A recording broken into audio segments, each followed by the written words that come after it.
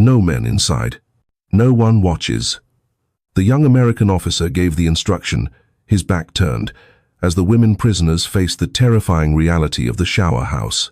The Texas sky burned white that afternoon, the kind of heat that bleaches sound out of the air. Dust rolled behind two army trucks moving slow along a dirt road lined with cedar and grass, brittle as straw.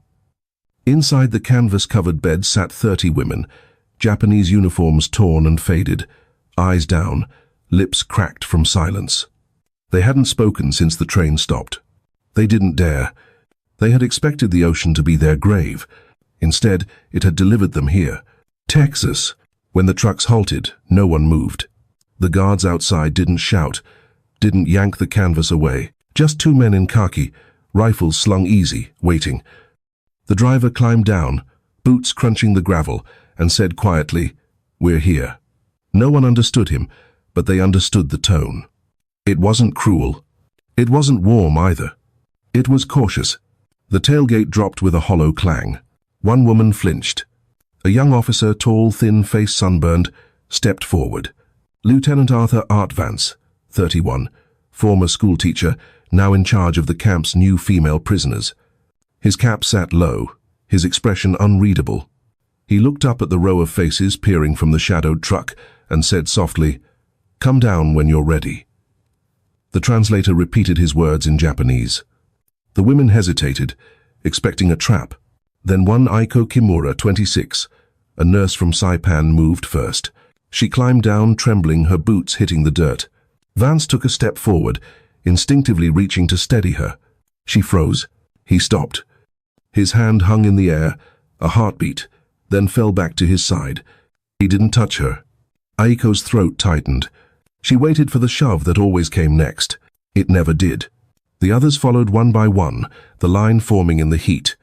The air smelled of metal, sweat, and something faintly sweet, wild sage crushed underfoot. They were led toward the barracks, the wooden planks glowing gold in the sun. The women glanced around, expecting watchtowers, searchlights, barbed wire. There were none. Only open fields stretching wide, the hum of cicadas, the windmill creaking above the well.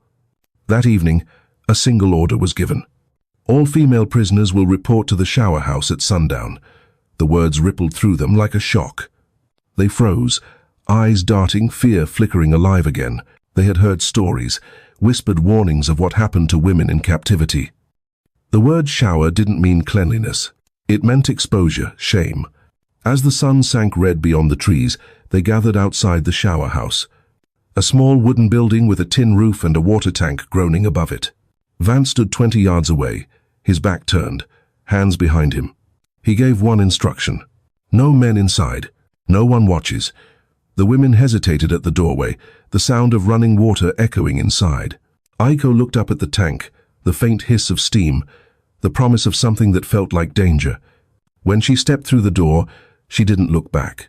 The water began to fall, heavy, steady, endless.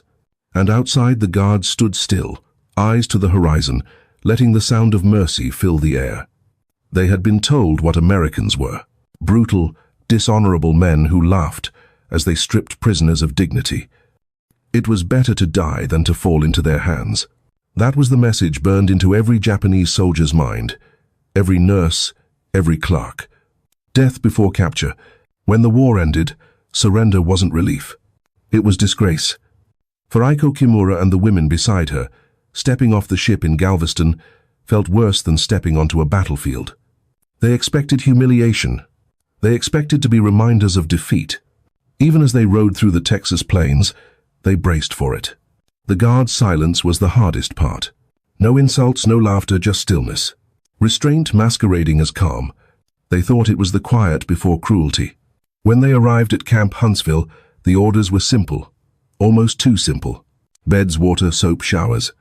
They waited for the real command, the one that would break them. That evening, as the women stood outside the shower house, towels clutched like armor, the air thick with heat, the memory of the war returned. The caves on Saipan, the screams, the explosions, the suicides. They remembered the stories of captured nurses. None ended with mercy. Inside, the pipes hissed. The water fell in rhythmic bursts, metallic and heavy.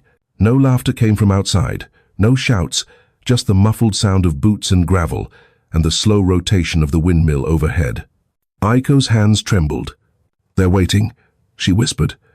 "For what?" another woman asked. "For us to scream." But no one screamed. One woman stepped under the stream first, her body flinching at the warmth. Then another. Then another. The water turned to steam, filling the room with a scent of soap and cedar. For the first time in years, they were clean, and still no one came through the door. Outside, Lieutenant Vance stood with his back to the building, watching the horizon instead of the entrance. Private Sanders, a younger guard, shifted uncomfortably. "Sir, should we?" Vance cut him off. "We guard the door. We don't cross it." Inside, the women washed in silence. The fear didn't fade, but it changed shape. The shame they expected didn't come. Instead came confusion, relief, then tears.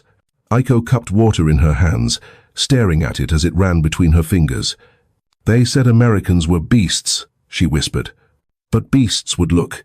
When they stepped out, hair wet, uniforms cleaner, the guards didn't turn their heads.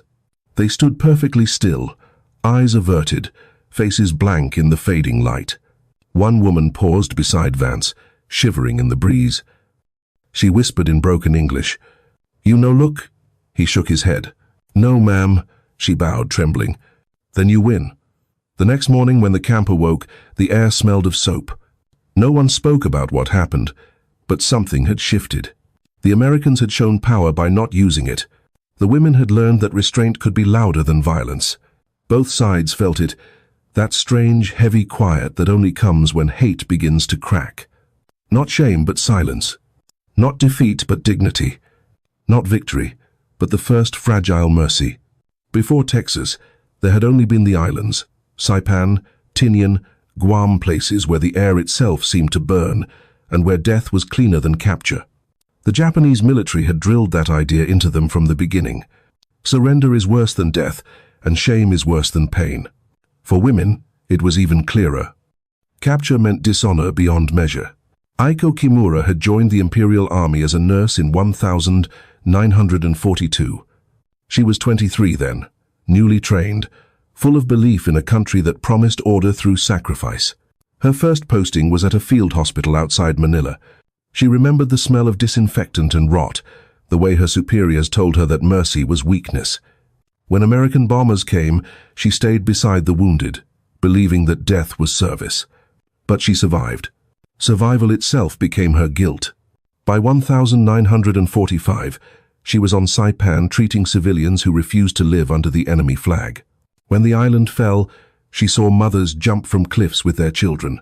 She saw soldiers shoot themselves rather than bow. She hid in a cave for 3 days, waiting for her turn. When the Americans found her, she was too weak to resist. She closed her eyes and whispered, "Do it." They didn't. The American officer who found her had offered water instead of a bullet. That moment never made sense to her. When she was sent to Camp Huntsville, she carried that memory like a wound that wouldn't close. Camp Huntsville itself sat deep in the heart of Texas. An old training camp turned POW. Site surrounded by farmland and barbed fences so rusted they seemed decorative. The Red Cross called it humane and efficient. To the women arriving there, it was another kind of battlefield, one fought with civility instead of bullets. Lieutenant Arthur Vance, the man in charge, wasn't made for cruelty. Before the war, he'd been a school teacher from Ohio, patient and deliberate, a man who believed discipline came from control, not aggression. The army had sent him to oversee the non-combatant detachment, the handful of Japanese women captured alive in the Pacific. He didn't know what to expect. Neither did they. His first rule was simple: no unnecessary contact. His second, privacy is policy. To Vance, it was decency. To the women, it was suspicion. They had been taught that Americans lied, that kindness was camouflage. The first weeks passed in confusion. The women waited for violation. The men waited for resistance. Neither came. Vance's log entries were as plain as his tone. Prisoners arrived orderly, cooperative, malnourished, but obedient. Issued soap, bedding and rations. No incidents. Refused to speak. No defiance. Only quiet. He didn't know that their silence wasn't obedience. It was defense. The Army reported 425,000 POWs held in the United States, 50,000 inches, Texas. Of those, fewer than 80 were Japanese women. Statistically invisible. Historically forgotten. But inside those wooden barracks, the rules of power were being rewritten. When Vance first heard laughter from their section, a small, uncertain sound, like something remembered, he didn't move. He just closed his ledger and listened. It was the first human noise since they'd arrived. That night, Aiko sat by her bunk, turning a bar of soap in her hands. The letters stamped into it read, Palmolive. She didn't know the word, but the smell stayed with her. She thought of the Americans outside, their backs turned to the shower door, the ones who could have taken everything, but didn't. In her notebook, she wrote 6 words in Japanese. They guard us by not looking. The next morning, Vance reread his orders. Maintain discipline. Prevent fraternization. Enforce respect. He underlined the last word. Not submission, not pity, respect. He didn't know that word alone would change every woman in that camp. War reduced people to arithmetic, and the math never stopped. In Washington, they counted ships sunk, cities leveled, prisoners taken. In Texas, the numbers were quieter, but just as relentless. 425,000 Axis POWs on American soil, 50,000 inches. Texas, 80 Japanese women in the entire country. 30 of them now lived behind the wooden fences of Camp Huntsville. 30 ghosts who couldn't understand why they were still alive. Every day was measured. 3 meals, 2 inspections, 1 bath per week. Each woman had 1 bar of soap, 2 towels, and 1 blanket. Each bunk was 6 feet apart, exact distance marked by chalk. Each inspection was conducted at 10 feet of separation, not a step closer. It was order written in inches and seconds. The Army called it discipline. The women called it waiting. Aiko kept count without knowing why. 30 women, 10 guards, 0 incidents, 0 violations. That last number was the one that haunted her. In the world she came from, 0 didn't mean peace. It meant emptiness, the absence of noise, of proof, of reason. The women whispered at night about what it meant.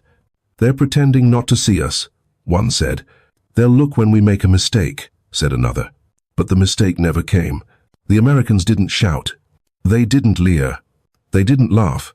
One evening, a report circulated from the War Department. Camp Huntsville maintains exemplary compliance with Geneva Code. Morale of female detachment stable. No disciplinary issues. It sounded mechanical, bloodless, but buried in the language was something extraordinary. A record of self-restraint so absolute it bordered on reverence.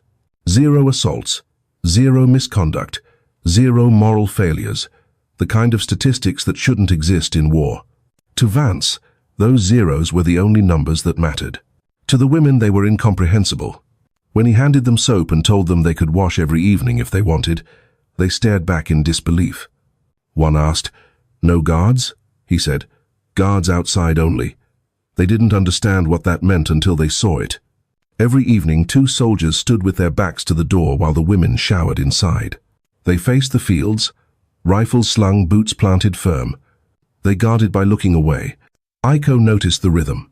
When the first splash of water echoed from the tin roof, the guards always stepped forward 1 pace, and then stopped, heads bowed slightly as if in prayer.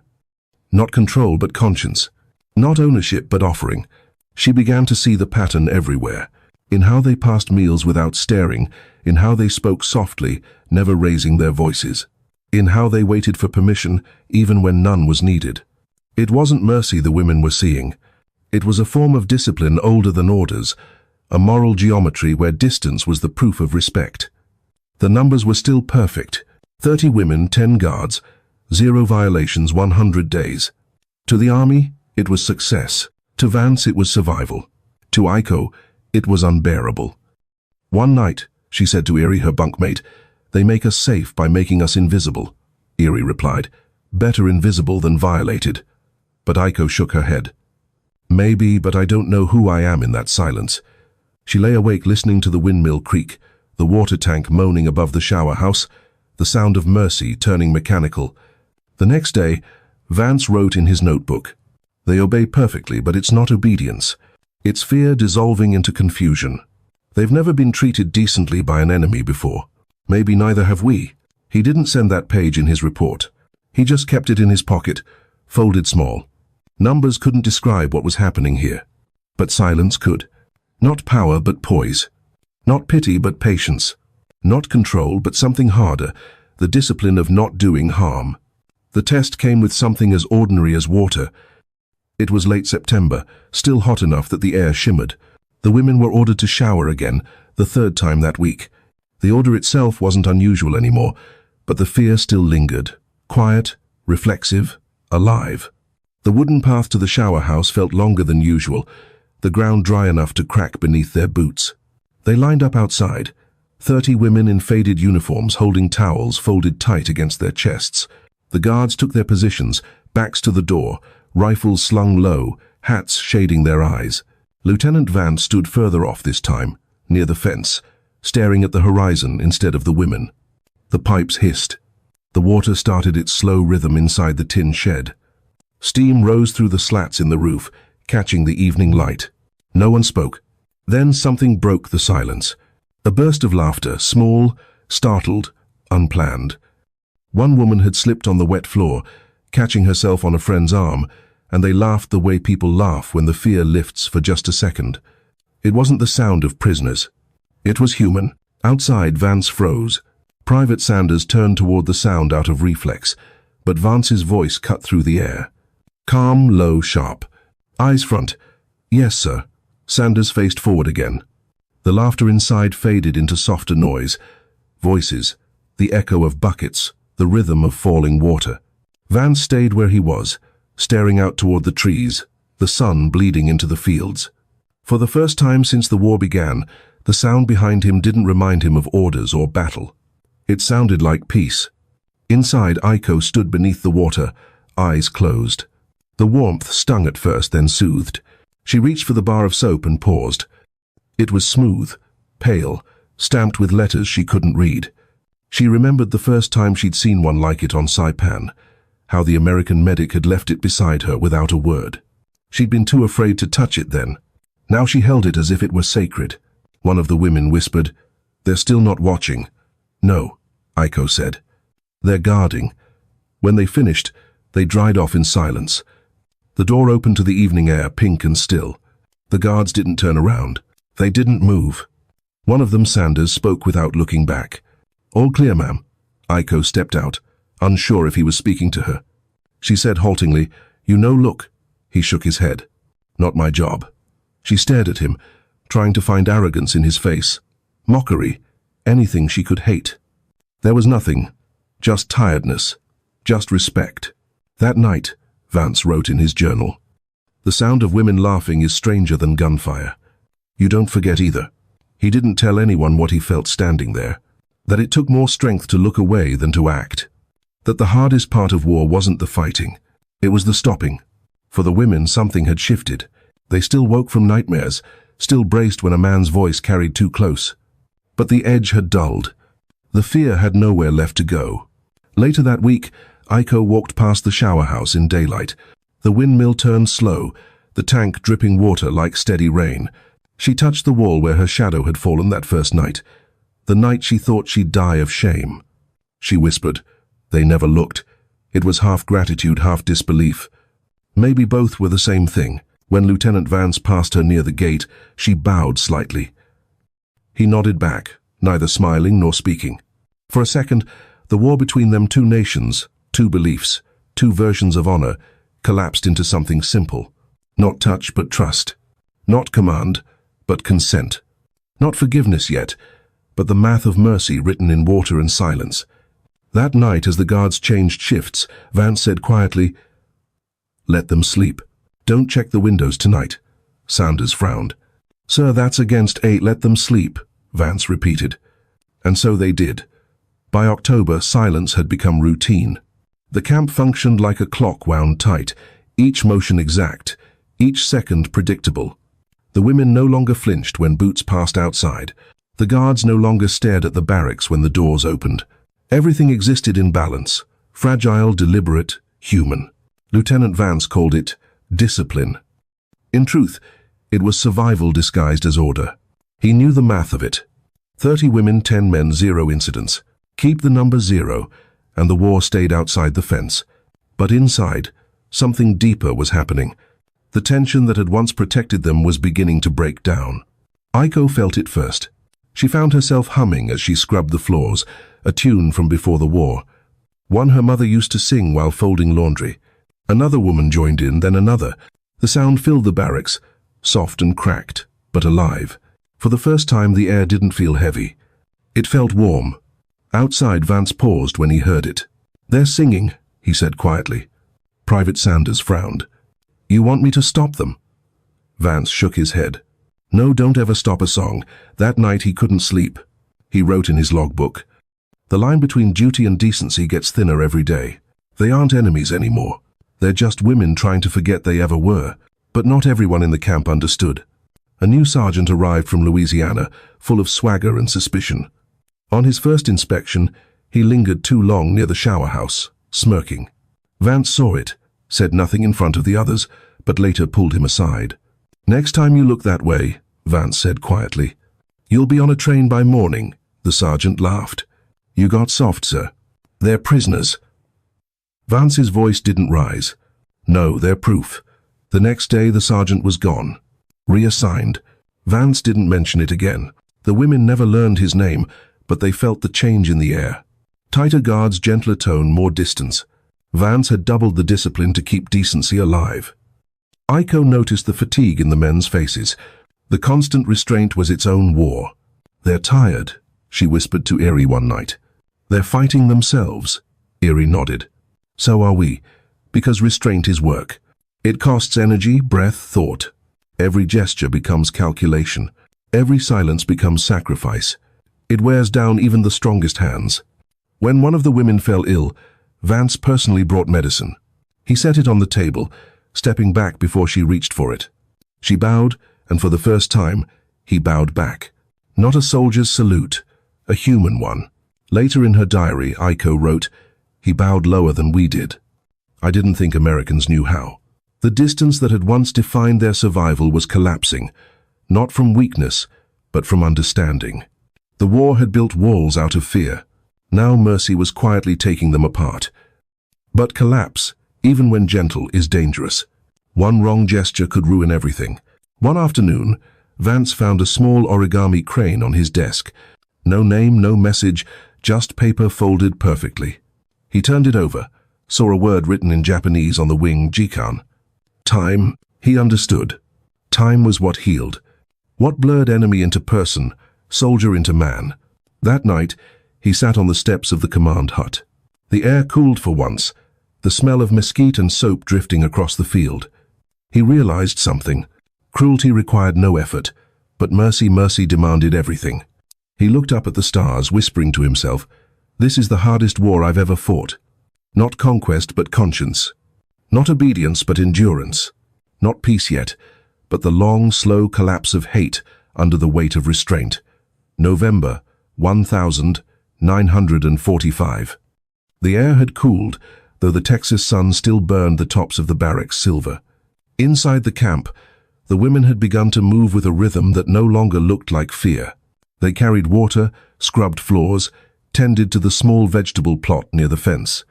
The guards had learned to step aside when they passed, giving them space, but not distance. Respect now moved through the camp like a quiet current. That morning the water tank broke. A seal split open, and the line feeding the showers burst. The women stood nearby, staring at the steady stream soaking into the dirt. For a second no one moved. Then Aiko set down her bucket and ran toward the leak, hands pressing the split pipe. 2 other women followed, holding it tight, laughing through the spray. Vance heard the noise from his office. He stepped outside, boots splashing in the mud. "What's going on out here?" "Water," Private Sanders said, pointing. "They're trying to fix it." Vance watched. 3 Japanese women in soaked uniforms, hair plastered to their faces, mud streaking their legs, pressing against a pipe they couldn't fix. The sight made him smile. "They'll drown themselves trying to help," he muttered and walked toward them. The women froze when he approached.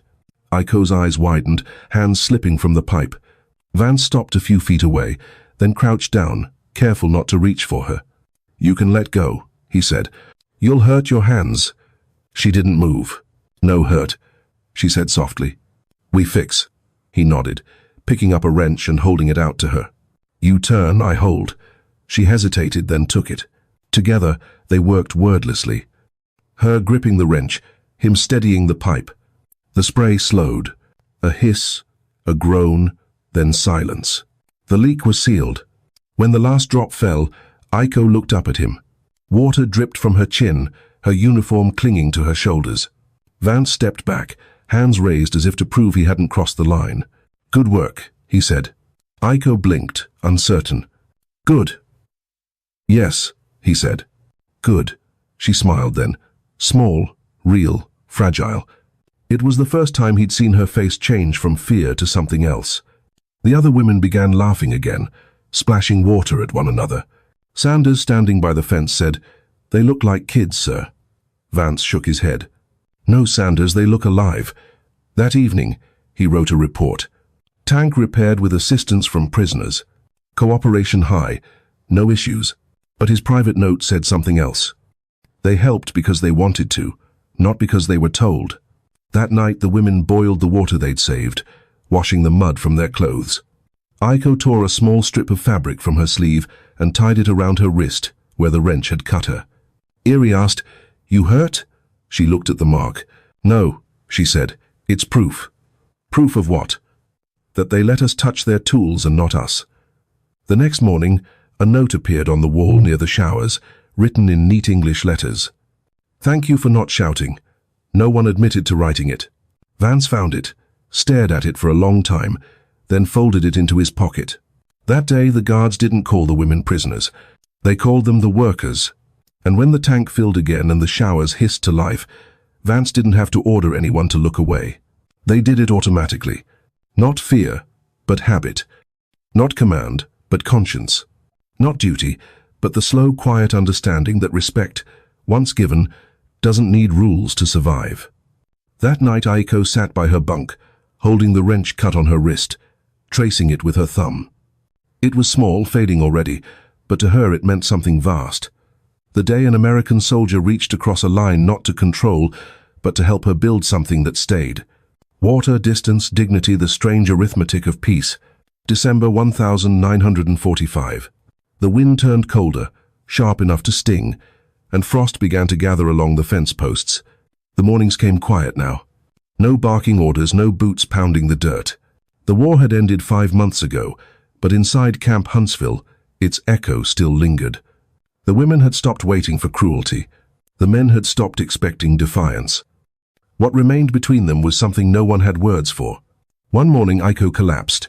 It wasn't dramatic, just a slow tilt, a stumble, and then she was on the ground, her knees sinking into the frozen dust. The others rushed to her side. Vance heard the noise and came running from the mess hall. He stopped a few feet away, hands open, instinct screaming to help, discipline ordering him to stay still. Give her air, he said. The women nodded, moving aside. Her face was pale, lips dry. He saw the fatigue, the kind that came not from hunger, but from something deeper, guilt. He crouched, picking up a canteen, holding it out. Water. She stared at it, hesitant. He realized the problem. Even after months, she still wasn't sure if taking something from an American hand was allowed. So he set it on the ground, stepped back. Please, he said, drink. She reached for it slowly. Her hands trembled. She took one sip, coughed, then another. The camp doctor arrived, checked her pulse, muttered. Exhaustion. Vance nodded, relief hidden under control. Let her rest, he said. She's earned it. That evening, as the women returned to their barracks, Aiko remained by the door, weak but awake. The sky was deep orange, the sun sinking behind the water tower. Vance passed by, tipping his cap. She called out softly. Lieutenant, he turned. Why you no look? She asked, her English halting, uncertain. He didn't answer right away. Then he said, Because I want you to forget men like me exist. She frowned. But you help. He nodded. Yes, but that's different from taking. Aiko looked at him for a long moment. In Japan, she said, men don't ask, they take. I know, Vance said quietly. So do ours. Neither spoke after that. The silence between them wasn't heavy anymore. It was full. The next morning, a small envelope was found outside the command post. Inside was a drawing, charcoal on paper, rough but careful. It showed the shower house under sunlight, steam rising from its roof, and two men standing outside with their backs turned. Below it, written in simple English, "We are clean now." No signature. Vance kept it in his desk drawer. Years later, it would be the only thing he took with him when the camp closed. For the women, something shifted after that day. They began volunteering in the infirmary, mending uniforms, tending to small wounds. Vance approved it quietly. When he visited the ward one afternoon, he found Aiko wrapping a guard's sprained wrist. The man looked uncomfortable, unsure if he should pull away. Aiko only said, "Don't move." Her touch was light, professional. There was no shame left in it. When she finished, she bowed. The guard, uncertain, bowed back. It was awkward, but honest. Vance watched from the doorway. For months, he had kept the two sides apart with precision, fearing that closeness would undo everything. Now, as he saw them standing there, enemy and prisoner, doctor and patient, he realized the experiment had gone further than any order could reach. They had taught each other restraint, and in that restraint, something purer had taken root. That night, Aiko wrote in her diary, he says, "Peace is not the end of war. It is what happens when you stop fearing the hands that could hurt you." Outside, frost gleamed on the fences. Vance walked the perimeter one last time before turning in. He looked toward the women's barracks, a faint light still burning inside. He didn't know if they slept, prayed, or simply existed in that half-state between guilt and grace. He only knew that when they left, the world would lose something quiet and perfect. The understanding that mercy, when practiced long enough, becomes reflex. Not rescue, but respect. Not forgiveness, but freedom earned by silence. Not the end of punishment, but the beginning of humanity. And as the camp sank into darkness, the guards at the shower house stood their final watch. Backs turned, eyes forward, guarding the most fragile thing left after war: dignity. January 1946. The orders came down in plain language. All remaining Japanese prisoners to be repatriated within 30 days. It didn't sound momentous, but for the women at Camp Huntsville, those words carried the weight of resurrection. For the guards, it meant something else, an ending that didn't feel like victory. The announcement was made at dawn. The women gathered near the flagpole, their uniforms clean, hair braided neatly. They stood in two lines, eyes lowered, hands clasped in front of them. Lieutenant Vance read the orders out loud, his voice steady but quiet. "You'll be sent to Galveston, then home."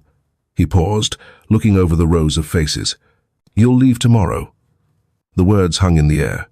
No one moved. No one cheered. For so long, leaving had been a dream they didn't dare have. Now that it was real, it felt like another kind of loss. That night, the camp was silent.